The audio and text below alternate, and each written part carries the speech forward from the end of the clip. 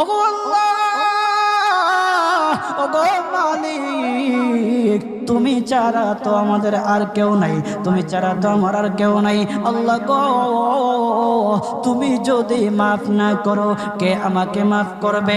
তুমি যদি মাফ না করো কে আমাকে মাফ করবে? তুমি যদি আমাকে মাফ করো তাহলে তোমার কোনো দিকে কমবে না, তুমি যদি আমাকে মাফ না করো তোমার কোনো দিকে বাড়বে না।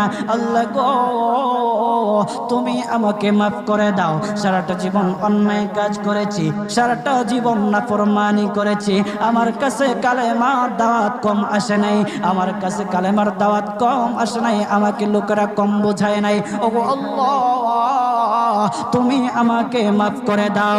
মাফ না করলে কোথায় যাব, কার কাছে যাব? বাবা যখন মারে তখন মার কাছে আশ্রয় নেওয়া যায়, মা যখন প্রহার করে তখন বাবার কাছে